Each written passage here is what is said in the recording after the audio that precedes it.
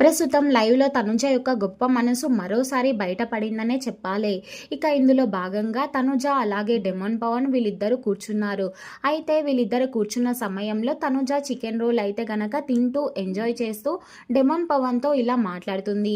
Demon Pawan నీకు మంచి అవకాశం వచ్చింది. కెప్టెండర్ అయ్యే అవకాశం. సో నువ్వు ఈ అవకాశాన్ని చేయి జార్చుకోకు. ఎవరి కోసమో నువ్వు సాక్రిఫైస్ చెయ్యొద్దు.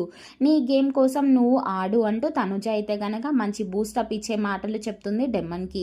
దీంతో డెమ్మన్ అంటున్నాడు, లేదు తనుజ, ఈ వారం అసలు నేను ఎవరికి కూడా ఛాన్స్ ఇవ్వను. ఎందుకంటే నేను 4 వారాల నుంచి కూడా చాలా ట్రై చేస్తున్నప్పటికీ నన్ను కెప్టెన్సీ కంటెండర్ నుంచి తీసేశారు. కానీ నేను ఎలాగైనా కెప్టెన్సీ కంటెండర్ అయ్యాను కదా. సో ఫైనల్గా ఈ వారం అయితే గనక నేను ఎలాగైనా సరే డిఫెన్స్ చేసుకోను అన్నా సరే అయితే తనుజకి చెప్పుకొచ్చాడు డెమాన్. దీంతో తనుజ అంది, నేను కూడా అదే చెప్తున్నాను పవన్, నువ్వు ఏంటనేది నాకు తెలుసు. చాలా రోజుల నుంచి నువ్వు కెప్టెన్ కోసం చాలా తాపత్రయం పడుతున్నావు. సో నా వరకు నేను ఎలాగో కాలేకపోయాను కాబట్టి నా ఫుల్ సపోర్ట్ ఈసారి నీకే అంటూ డెమాన్కి మంచి బూస్టప్ మాటలు చెప్తుంది తనుజ. సో ఫైనల్గా మరి తనుజ తను కెప్టెన్ కంటెండర్ కాలేకపోయినా సరే డెమాన్ పవన్కి ఎలాగైనా నువ్వు ఎవరి కోసం సాక్రిఫైస్ చేయొద్దు అంటూ మంచి బూస్టప్ చెప్తున్న మాటలపై మీరేమంటారు అనేది కామెంట్ చేయండి.